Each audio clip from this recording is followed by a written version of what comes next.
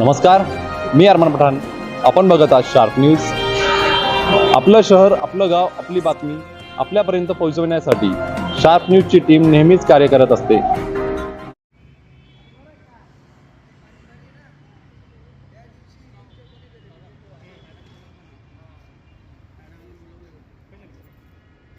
दादा, काय प्रकारे वन विभागाच्या विरोधात तुम्ही एवढे आक्रमक झाला होता? काय विषय? महाराष्ट्रात पर्यावरणाचं संकट, महाराष्ट्रातच नाही तर देशात पर्यावरणाचं संकट दिवसेंदिवस अतिशय गंभीर स्वरूप घेत आहे. सर्वत्र पर्यावरणाच्या विषयावर सरकार कुठेतरी चांगले कायदे करतं, पण त्याची अंमलबजावणी होताना दिसत नाही. त्यामुळे प्रदूषण मोठ्या प्रमाणात वाढतं आणि मालेगाव शहराचं प्रदूषणामध्ये नाव रेड झोनमध्ये गेलं आहे. राज्यात मालेगाव शहरात प्रदूषण सर्वाधिक आहे असा अहवाल शासनाच्या एका समितीने जाहीर केलेला आहे. जर मालेगावचं प्रदूषण कमी करायचं असेल तर कुठेतरी पर्यावरणाच्या रक्षणाची जबाबदारी असणारं वन विभाग याला जबाबदार आहे. मालेगाव शहर असेल, मालेगाव ग्रामीण भाग असेल, बागलाण तालुका असेल, त्याचबरोबर देवळा, कळवण, नांदगाव हे जे मालेगाव लगतचे तालुके आहेत, या व्यतिरिक्त धुळे जिल्हा असेल, जळगाव जिल्हा असेल, नंदुरबार जिल्हा असेल, त्याचबरोबर मराठवाड्याचा काही भाग आहे. या भागातून मोठ्या प्रमाणावर वृक्षतोड करून अवैधरित्या लाकूड मालेगावात आणलं जातं. याचं कारण पण आहे, मालेगाव हे अवैध वृक्षतोडीचा हब झालेला आहे. मालेगाववर लाकडावर प्रक्रिया करणारे अनेक प्रकारचे उद्योग या ठिकाणी चालतात. त्यामध्ये 42 सॉमिल्स या ठिकाणी आहे. लाकडाची कटिंग करणं असेल, त्या लाकडाचं प्रोसेस करणं असेल, या ठिकाणून मोठ्या प्रमाणावर होतं आणि ते मालेगावातून प्रोसेस करून पुढे जातं, बाहेर जातं आणि उरलेला ढाप माल, ज्याला वेस्टेज म्हणतो, तो माल या ठिकाणी स्थानिक पातळीवर त्याचं सेलिंग केलं जातं. या सर्व प्रकारामध्ये मालेगाव तालुक्याच्या पर्यावरणावर मोठा परिणाम होत आहे. अवैध वृक्षतोडीमुळे शहरातलं त्याचबरोबर ग्रामीण भागातलं मालेगाव तालुक्यात 33,000 हेक्टर वन जमीन आणि त्याबरोबर ग्रामीण भागातल्या प्रत्येक गावागावामध्ये असलेलं गावठाण, पाचर फॉरेस्ट यांच्यावर असलेलं जंगल हे कुठेतरी नष्ट होताना दिसत आहे आणि त्यामुळे मालेगावचं तापमान हे 45 अंशापेक्षा जास्त होत आहे. कुठेतरी मालेगाव शहराचं प्रदूषणात प्रचंड वाढ झालेली आहे आणि हे कुठे रोखायचं असेल तर यासाठी वन विभागाने आपल्या सर्व कायद्यांची काटेकोर अंमलबजावणी करणं अपेक्षित होतं, परंतु हे होताना दिसत नाही. त्यामुळे वन विभागाच्या विरोधात आम्हाला रस्त्यावर उतरायची वेळ आलेली आहे आणि त्यामुळे आम्ही मालेगावकर विधायक संघर्ष समितीच्या वतीने वन विभागाला इशारा देऊन अवैध वृक्षतोड तात्काळ थांबवावी, अवैध वृक्षतोडीवर प्रक्रिया करणाऱ्या उद्योगांवर कठोर नजर ठेवावी, यासाठी आम्ही मालेगावकर विधायक संघर्ष समितीने आंदोलनाचा पवित्रा घेतलेला आहे. मागील काळामध्ये कोविडच्या अगोदर या संदर्भात आम्ही मालेगावकर विधायक संघर्ष समितीने याच वन विभागाच्या कार्यालयासमोर अवैध वृक्षतोडी विरुद्ध आंदोलन केलं होतं. त्या आंदोलनाचा परिपाक म्हणून त्यावेळेस 9 सॉमिल्स सील करण्यात आल्या होत्या आणि काही गाड्या शेकडोच्या संख्येमध्ये त्या 2-3 वर्षामध्ये गाड्या पकडण्यात आल्या होत्या. त्यावर एक उपाय म्हणून वन विभागाचे काही भ्रष्ट अधिकारी आणि लाकूड माफिया यांच्या वतीने एक सिंडिकेट करण्यात आलं आणि लाकडाच्या गाड्या वाहतूक करतानाचे जे काही फोटो आम्हाला प्राप्त होत होते किंवा सर्वसामान्य नागरिक वन विभागाकडे तक्रार करत होता, ते समजू नये ही लाकडाची गाडी आहे किंवा नाही हे लक्षात येऊ नये म्हणून त्या गाड्या झाकून त्यांच्यावर ताडपत्री टाकून ते वाहन मालेगाव शहरात किंवा स्वामिलपर्यंत दाखल केलं जात आहे.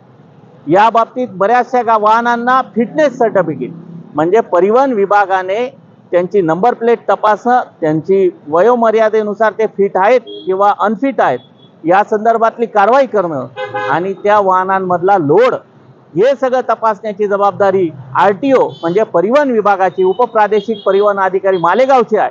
पण तेही याकडे डोळेझाक करतात आणि रस्त्यावरचा पोलीस जो ट्रॅफिक पोलीस म्हणून आपण ज्यांना संबोधतो त्यांच्यावर सर्वात मोठी जबाबदारी म्हणजे ही वाहतूक होत असताना त्या वाहनांमधून होणारं प्रदूषण किती, ते वाहनं खरंच एवढा लोड घेऊन जाऊ शकतात का, किंवा ही लाकडाची गाडी आहे हे तपासण्याची काम त्यांनी केलं गेलं पाहिजे. आणि तेव्हा वन विभाग, पोलीस प्रशासन आणि प्रादेशिक परिवहन अधिकारी यांनी संयुक्त कारवाई करून असे वाहनं कायमस्वरूपी बॅन केले पाहिजेत, त्यांना जमाप केले पाहिजे. परंतु हे होताना दिसत नाही.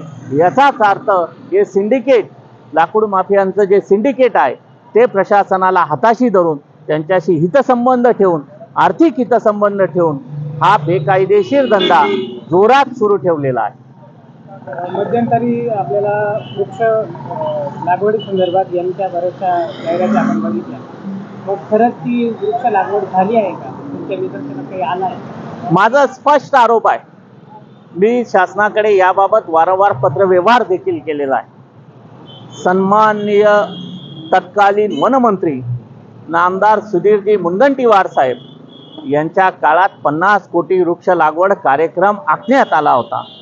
त्यानंतरच्या काळात मालेगाव तालुक्यात असेल, बागलाण तालुक्यात म्हणजे सटाणा आणि ताराबाद रेंजमध्ये, या रेंजमध्ये देखील वृक्ष लागवड कार्यक्रम गेल्या 3, 4, 5 वर्षामध्ये मोठ्या प्रमाणावर घेण्यात आले. हे कार्यक्रम घेत असताना हे जी वृक्ष लागवड झाली आहे, जर ही खरोखरच वृक्ष लागवड जिवंत असती तर मला वाटतं मालेगाव तालुक्याचा प्रत्येक गावामध्ये घनदाट जंगल दिसलं असतं.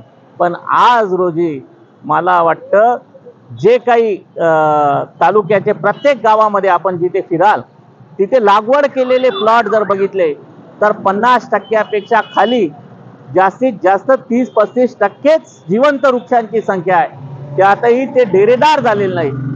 वृक्ष लागवड करताना त्यांना निंदी दिली जाते, पाणी टाकण्याची व्यवस्था दिली जाते, खाद्याची व्यवस्था दिली जाते.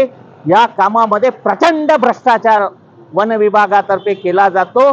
त्यामुळे जंगल विकास होऊ शकत नाही, चराई क्षेत्र विकास होऊ शकत नाही. आणि याला जबाबदार सर्वस्वी वन परिक्षेत्र अधिकारी, त्याचबरोबर त्यांच्यावर नियंत्रण ठेवणारे सर्व अधिकारी जबाबदार आहेत. आणि त्यांची सखोल चौकशी वन विभागाच्या बाहेरचं पथक पोलीस प्रशासनाच्या निगराणीखाली, न्यायालयाच्या निगराणीखाली जेव्हा याची तपासणी करेल तर आश्चर्यकारक रित्या महाराष्ट्रातला वृक्ष लागवड घोटाळा उघड होईल, असं माझं स्पष्ट दावा आहे. बरं, आता हे जे अधिकारी आहेत ते असे का वागत असतील? त्यांच्या पाठीमागे कोणी राजकीय वरद असू शकेल किंवा यांना भ्रष्टाचाराची सवय लागली आहे, नेमकं काय करावं? सगळ्यात महत्त्वाचं, यांचा सर्व वन विभागाचे असतील किंवा महसूल असतील, पोलीस असतील, सर्व विभागांचं कोऑर्डिनेशन हे त्या विभागाचा, त्या तालुक्याचा प्रमुख म्हणून त्या तालुक्याचा लोकप्रतिनिधी म्हणजे आमदार साहेब यांच्या नियंत्रणाखाली किंवा यांच्या समन्वयाने यांनी कामं करावेत असा संकेत लोकशाहीमध्ये आहे. जर यांच्याकडनं भ्रष्टाचार होत आहे, जर यांच्याकडनं बेकायदेशीर कामं होत आहेत, जर यांच्याकडनं चुकीच्या गोष्टीला प्रोत्साहन दिलं जात आहे, तर त्यावर कारवाई करण्यासाठीचं सर्वात पहिलं पत्र जर कोणी दिलं गेलं पाहिजे तर त्या तालुक्याच्या आमदाराने दिलं पाहिजे, त्या तालुक्याच्या खासदाराने दिलं पाहिजे. परंतु या भ्रष्ट अधिकाऱ्यांना पाठीशी घालण्याचं, हे बेकायदेशीर कामं सहन करण्याचं आणि जनतेच्या पैशातून निर्माण झालेली साधन संपत्ती लुटण्याचं किंवा या देशाच्या पर्यावरणाला घातक अशा गोष्टी घडत असताना डोळे झाक करून त्याला प्रोत्साहन देण्याचं जर काम कोणी करत असेल तर ते आमदार साहेब करतात. आणि माझा स्पष्ट आरोप आहे की मालेगाव तालुक्याचे आमदार असतील, बागलाण तालुक्याचे असतील किंवा इतर तालुक्यांचे आमदार असतील, त्यामध्ये मालेगाव मध्य बाह्य, बागलाण, सटाणा, बागलाण, नंतर देवळा, चांदवड, नांदगाव, त्याचबरोबर धुळे जिल्ह्यातले, जळगाव जिल्ह्यातले यांनी पर्यावरणाच्याकडे दुर्लक्ष केल्यामुळे अवैध वृक्षतोड वाढली आहे. आणि यांचंच भ्रष्ट अधिकाऱ्यांना पाठीशी घालत असल्यामुळे भ्रष्ट अधिकाऱ्यांचा फावता आहे. आणि हे अधिकारी त्यामुळेच जनतेच्या प्रश्नावर, जनतेच्या हितासाठी काम करताना दिसत नाही. याबाबत विस्तृत पत्र सन्माननीय राज्यपाल साहेबांना, राज्यपाल महोदयांना दाखल केलेला आहे, त्यांना सादर केलेला आहे. या पत्राचे ईमेल्स प्राप्त झाल्या संदर्भातले रिप्लाय देखील प्राप्त झालेले आहेत. महिन्याभराच्या आत वन विभागाने या सगळ्या प्रकारावर जर योग्य ती कारवाई न केल्यास आम्ही मालेगावकर विधायक संघर्ष समितीला वन विभागाच्या कार्यालयासमोर उपोषणाचा मार्ग अवलंबावा लागेल आणि त्याची दखल राज्य सरकार घेईल अशी आमची अपेक्षा आहे.